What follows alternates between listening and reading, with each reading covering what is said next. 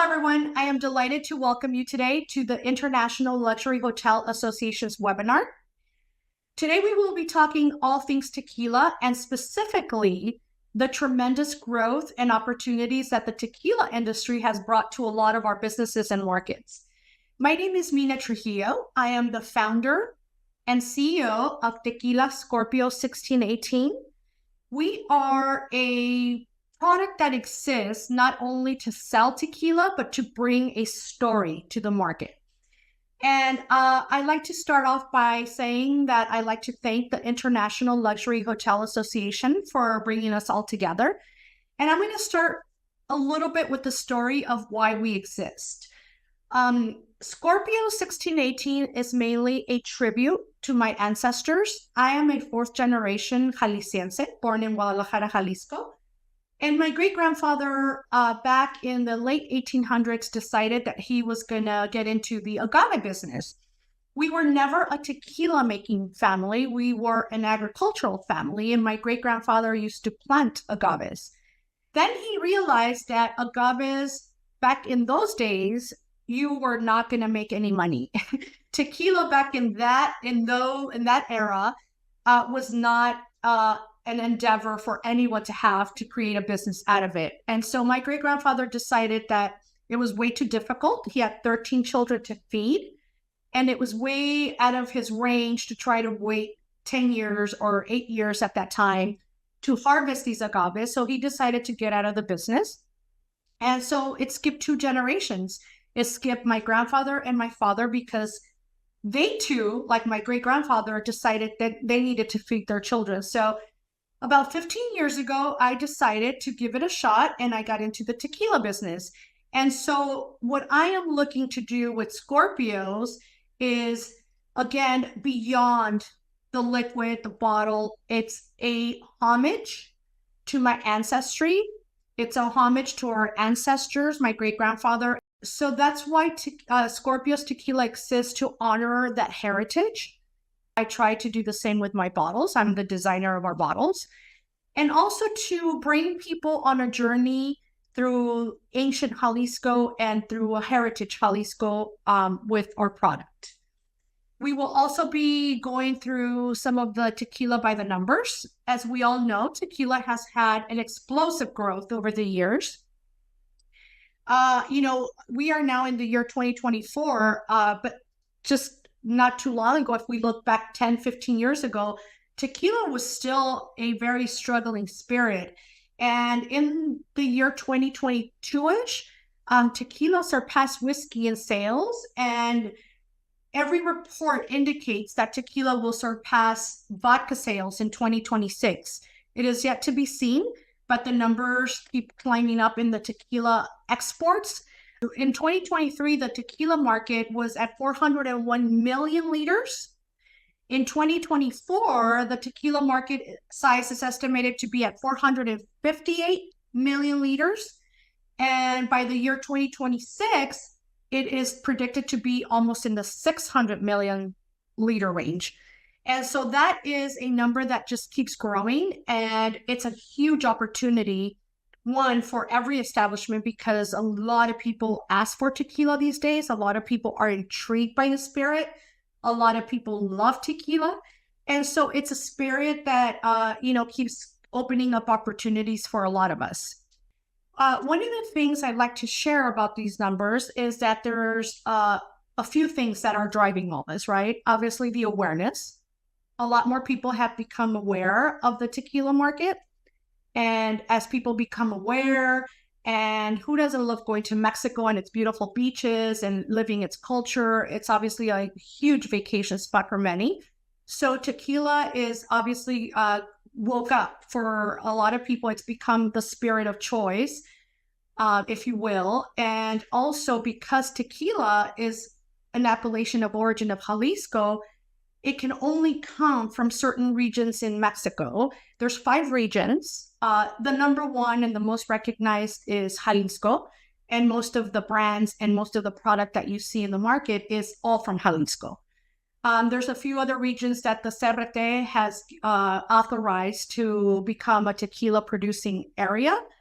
But still to this day, those areas are still not hugely on the map, although some of them are coming up with other spirits like Raicilla and Sotol, a number of other spirits.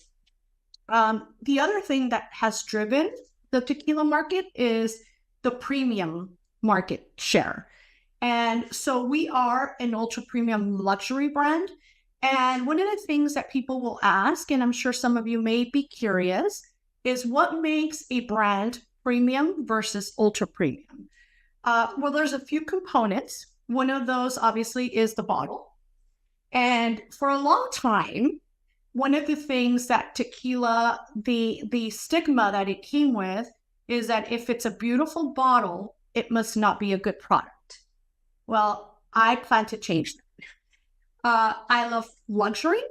I love great, beautiful looking things. And then obviously receiving the value that comes with that. And if you think about it, that's what luxury is. You can't buy a product that looks beautiful on the outside, but then it is completely unusable or not valuable on the inside. And so why can't tequila have both? And that's what now through our small efforts, we plan to change a little bit of that perception with our product. And so one of the things that we really focus on is, again, going back to the beginning, is making a very traditional and ancestral product. So in our range, we have Blanco, Reposado, Añejo, Joven, and we have an extra añejo that is fully allocated till 2027, which we don't even have here. But one of the things that we really focus on is the number one ingredient in tequila is mature agaves. There's actually 4 major ingredients and components in making a very premium and ultra premium tequila. One of the things that is number one and number 2 is fully mature agaves and excellent fermentation. And then the other 2 components are the cooking method, the water, and at the end, if you're aging a spirit, it's going to be your barrels. So the aging of your spirit. And so what we do is obviously every tequila starts as a Blanco, and then the Blanco becomes whatever it is depending on the aging and the process that you're using. So our Blanco is an ultra premium ancestor. It's an ancestral process, a very ancestral process of making our Blanco tequila. We use a Tahona, and this particular product, we only make 1,000 liters per month. That is the maximum we can manufacture or produce because of our process. And so we use a horno de mampostería, which is a brick oven. And then we use a volcanic stone, which we've brought in from, we have an active volcano in Jalisco, near Jalisco. It's called Colima. And so we bought our stone from there, some of our stone, to build the Tahona. And the other part came from Oaxaca. And so it's a very inefficient method, but it's a delicious final product. And so we choose to not mass produce. And so we're a small batch, very micro small batch brand. And this is the reason why you will never see us everywhere. First of all, we can't produce fast enough. And second of all, because this is a process that truly embodies the cornerstone of our brand and the reason for our existence. And so there's various methods here of one of the things I like to just do an overview of production processes is that there's various methods of production. A brand can decide to go in a million different ways with their barrels, with additives, whatever profile they're trying to give their brand.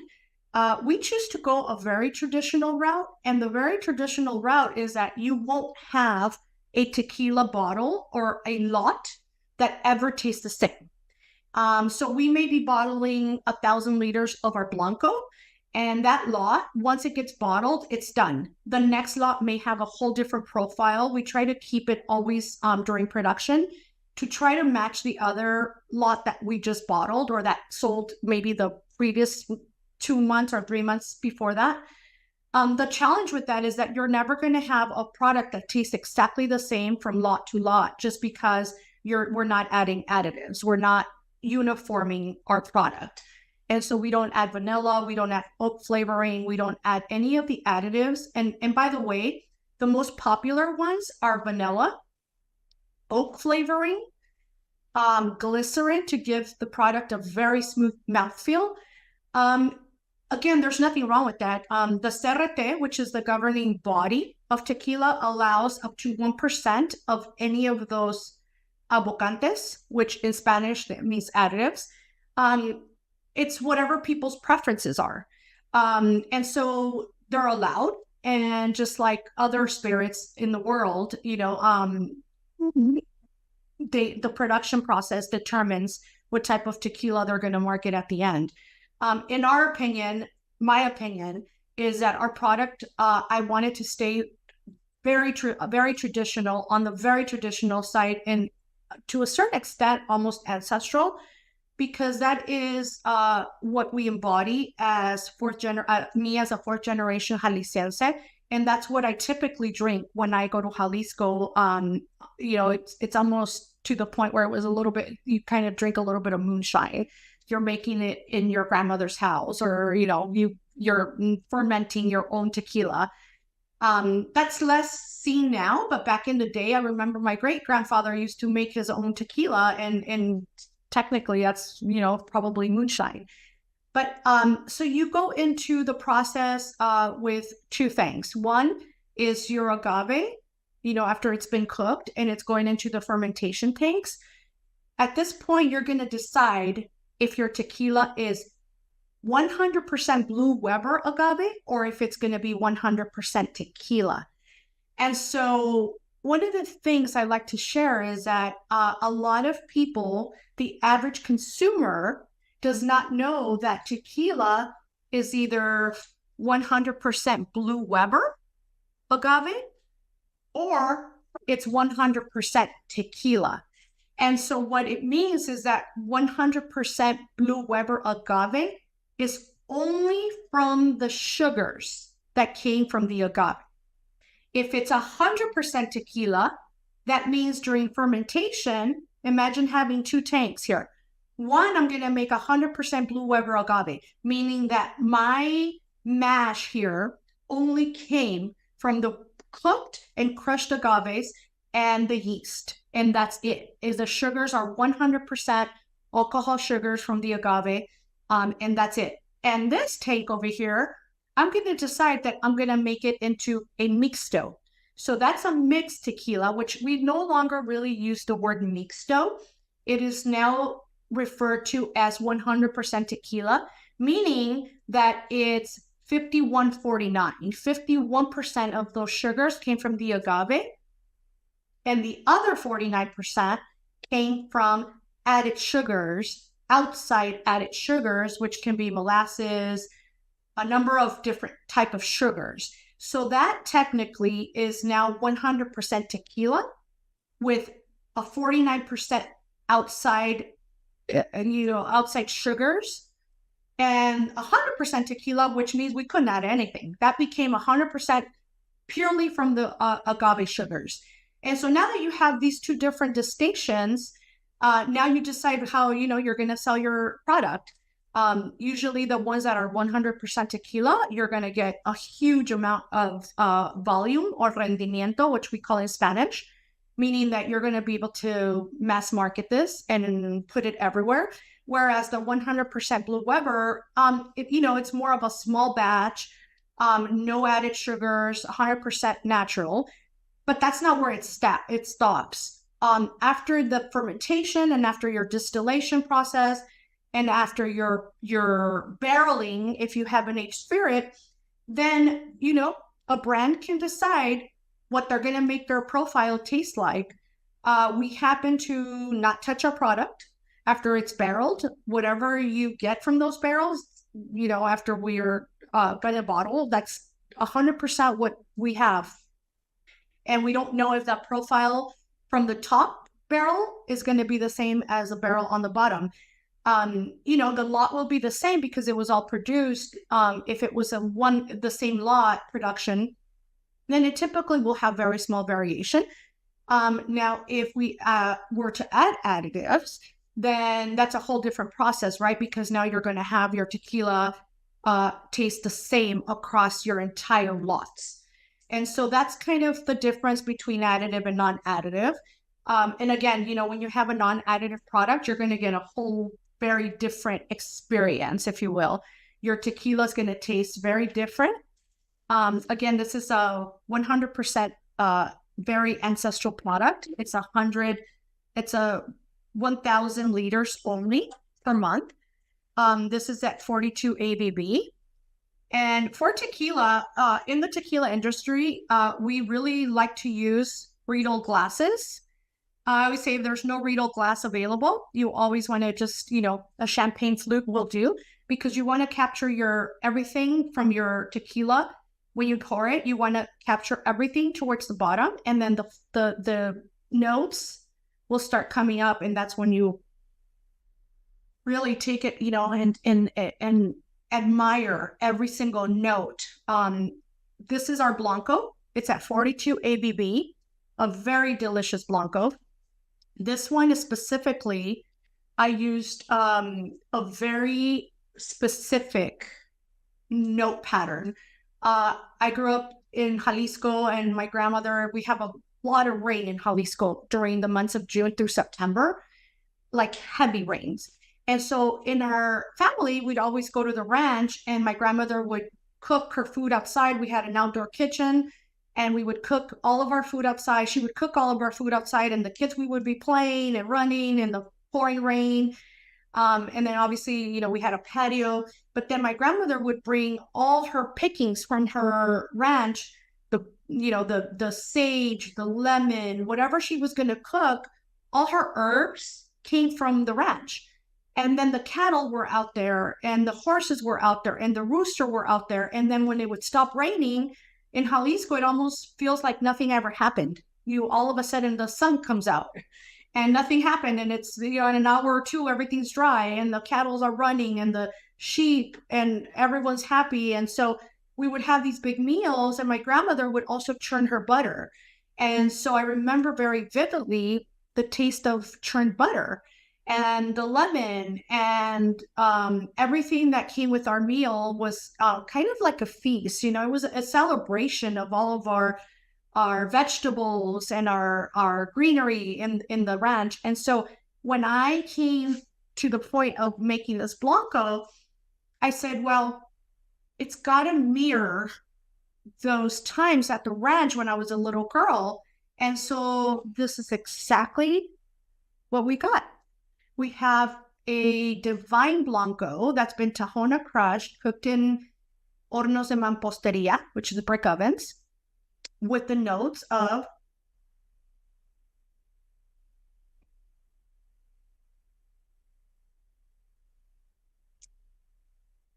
butter, lemon, sage, vegetable, garden, just rain, earth, the soil of Jalisco.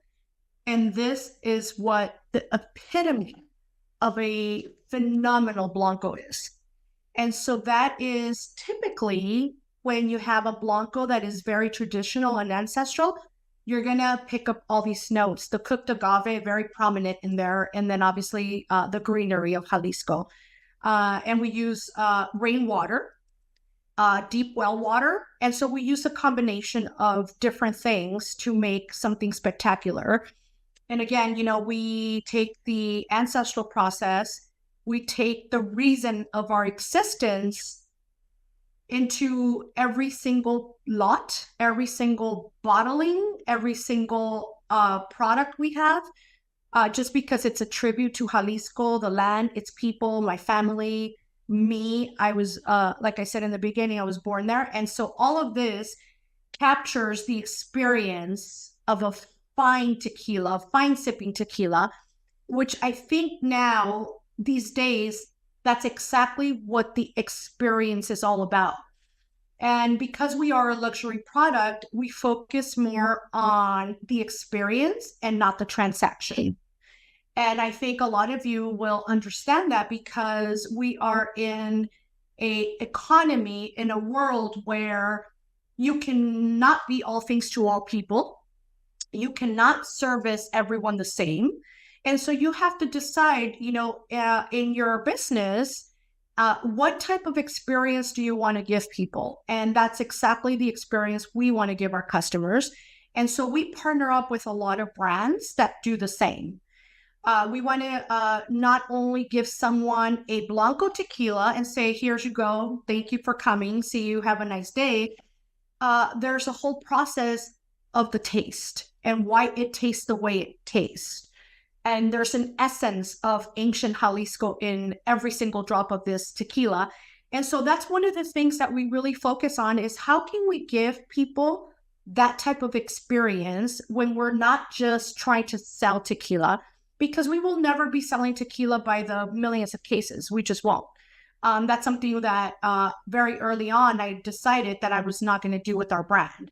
And so we have to be very, very mindful and also very strategic with the brands that we partner up with and our partners, our retail partners, our on-premise partners, because we have to be kind of in agreement that our product has to give their guest or their patron or their customer the same experience that we want to give our brand alliance. And so, if we're in agreement with that, then I think that it's a win-win situation. So now that we've talked about a little bit of the process and how tequila is made and the additive versus the non-additive, tequila is also a very experiential product, if you will, because it can't just be made anywhere. It has to come from Jalisco. We have an appellation of origin. And as some of you will see in the video, there is a very specific tool that's also an appellation of origin. It's called the COA, C-O-A. And that is what a jimador, that is the person who harvests the agaves, that they're the ones that are extremely skilled at taking off the leaves of the piña. At the end of the day, what you have internally, that is the piña. That is what you're going to go and take back to your distillery and cook it. And so there is a very specific tool. There is a very specific process. There is specific terroir, soil, where the tequilas are very different depending if they come from the valley, which is the lowlands of tequila, where we are located. Amatitan is the city, very small city, the region of the lowlands of Jalisco, which we're about, if any of you, are familiar with Jalisco, we have the capital, which is our main city, Guadalajara, Jalisco. And then we have the lowlands, which is where we are located in Amatitan. The original, a lot of people think Tequila, Jalisco, is the original place of tequila, and it is not. The original place of tequila is Amatitan. So that's a bordering town, not bordering, if you will, but very close in proximity to Guadalajara, the capital of the city. So that's one of our regions of tequila making. And the other region is about 2.5 hours away, which is the highlands of Jalisco. Very different terroir, very different soil. But I would say that terroir plays a huge, huge part in the finished product. So it's the sugar content, it's the dryness of the land, it's the elevation, it's a number of things that come into play with the region of where you're growing your agaves. We are single estate, meaning that all of our agaves come from only one place and one place only. We partner up with the 4th generation tequila making family. And so they also own all of their agave, and we buy everything from them, and then we use their facilities to produce our product. And so that's kind of the experience of a finely made sipping tequila. Not to say that there's a ton of other brands that do it very well at a lower price point, but that is just not our market. We are, again, a luxury product. We do hand produce. Everything is hand produced. Everything is picked by hand. Everything is loaded up to the ovens by hand. We do not use machinery. We hand bottle every single product, every single bottle, every single lot. So none of our product is gone through machines. And we are very proud of that. With the exception of we use a roller, we use a mix of a roller to crush some of our agaves. And so we use Tahona for our blancos, and we use a roller for our aged expressions, so that we reduce the mineral content or the mineral flavor of something that's going to go into a wood cask. And so that's kind of, the entire production story behind our brand, and obviously, the terroir and the land, etc. So now moving on to the Scorpios experience, aside from our production process and our history, is what is the Scorpios experience? Well, we always try to push the envelope, if you will, on our cocktails. And I always say, we are a fine sipping tequila, but we do make exceptions occasionally and make some very delicious cocktails. We have a resident mixologist, Maestro Mixólogo in Guadalajara. His name is Jesus, and he makes some very incredible cocktails that push the limits and the boundaries of the experience. For instance, we are very proud to say that we are the marketers or the makers of a $100 margarita experience. And Jesus came up with that concept when we decided that we were not going to make cocktails all the time with our tequila, because it's better enjoyed as a fine sipping tequila. Because if you ever get the chance to try our tequila as a sipping cocktail or sipping occasion, you will find that it is extremely delightful, and that it takes you through a journey. But we do make exceptions, and we make margaritas for some of our partners and some of our on-premise partners. And that's, again, to give people the opportunity to experience a fine tequila in a cocktail. And so what we do is everything's handmade. Everything's very well thought out of, all the ingredients that make the cocktail. And so Jesus, we were talking about, let's give someone the $100 margarita experience. And so if we're going to give someone a $100 margarita experience, it's not going to be some kind of puree. So we're not going to go take something that we've, bought somewhere and then mix it in with our tequila. So Jesus came up with the idea of, taking saffron. And we all know saffron is extremely expensive. I mean, you can buy 1 ounce of saffron, and it's like $80. But saffron tastes delicious. And so Jesus took the idea of, let's boil saffron, and then let's filter the juice that comes out of the saffron, and we will use that to make the margarita. And then we're going to garnish it with gold flakes. And so it was a hit. We introduced it to one of our on-premise partners, and it was a huge hit, in fact, not only because it's intriguing. What does a $100 margarita taste like? I had never had one before this. But let me tell you, a $100 margarita takes you on a real journey, one of discovery. You want to know what a $100 margarita tastes like. But number two, it's a conversation piece. And I think that's part of the experience in any luxury setting. We have a full playbook of cocktails that run the gamut. Obviously, not all of them are $100. Only one of them is. But we also do, make a lot of variations of the traditional, like the Negroni, the Manhattan. We give it its own twist, a very interesting twist. And I always say, push the boundaries. We push the boundaries of design and production. And there's also, nowadays, mixologists from all over the world. It's such an incredible experience to be behind the bar. And mixologists today, F&B managers, F&B directors, mixologists, the very important tiers of any establishment, find that this is a journey, and that you're not limited to what's in a box of a certain cocktail. It's limitless. It's endless what you can make with tequila, with obviously with ingredients. And it's limitless into what the experience is for the consumer. And I think that's the beauty of having a very unique bar program, a very unique tequila, a very unique cocktail menu is that not that you're mixing drinks, is that what story are you telling people that are coming to your bar, right? And I think that to this day and forever, as far as I can remember, authenticity and stories and something that's beyond the bottle will always win in with the consumer.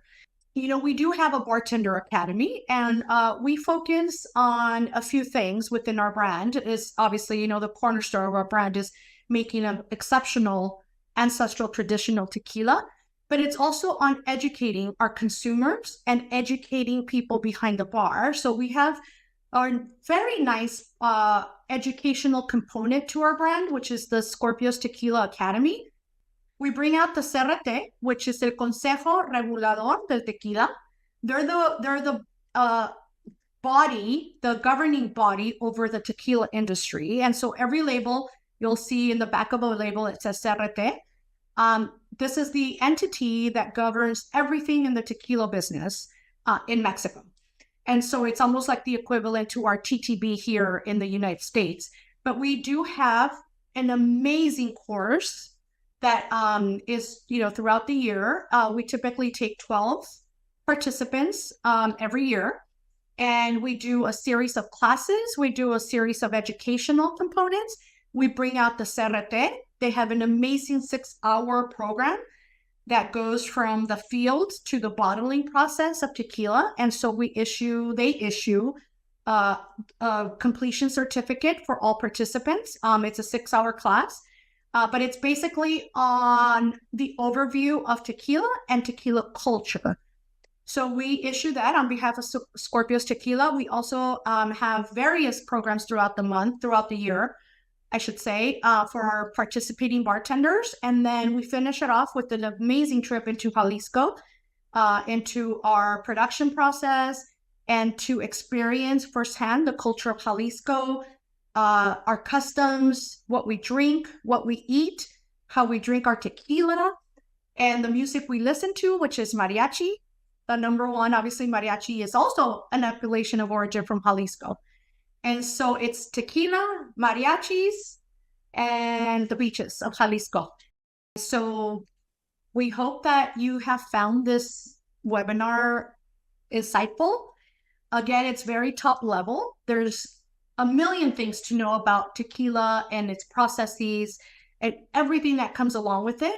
But this is basically an overview of our brand, Scorpios Tequila, which we are honored today to host this webinar for the International Luxury Hotel Association.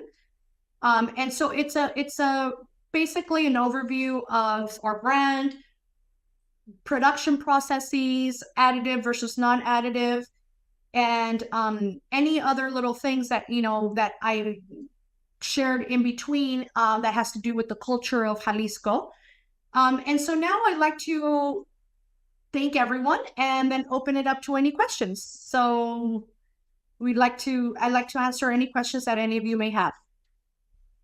So we have a question: how can establishments or luxury properties incorporate a premium tequila to enhance the customer experience into their offerings? I would say, touching back on what I explained with the $100 margarita, the way we look at this is that it's a partnership. You know, how can the brand bring an ancestral product with a very deep story behind it and create something like the $100 margarita and bring two very unique products, as is, you know, saffron. We use saffron threads for our margarita. How can we bring that story together and fuse it and make it a conversation piece? First of all, because of the price, you know, it's always a conversation piece. Why is this margarita $100? And the answer is because we're bringing the customer or the guest on a journey. It's not just that we took some kind of, you know, mango puree or some pre-existing puree and mixed in our tequila and, you know, gave it a few swirls and there you go. The $100 margarita is designed for establishments to, one, take the customer on the journey of a story of two ancestral products, and two, also make it a conversation piece. What makes it a $100 margarita? Your guest is going to be very intrigued by that. And that's what makes a product $100.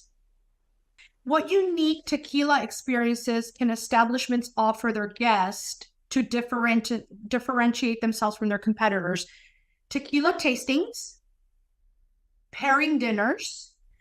I think one of the very unique competitive points for any establishment that's looking to deliver a customer experience is you bring the makers, you bring the brand owners over a pairing dinner, and you have the person, the brand owner, talk about the production process and what they're tasting, and the pairing then elevates the entire experience and ties it in. And so that's one very key component of our strategy, is that we partner, again, with our partners, our retail establishments, or with our on-premise partners, is to bring that full experience by coming in, me as the maker or the owner, to talk about every single expression that the guest is trying with that particular meal or pairing.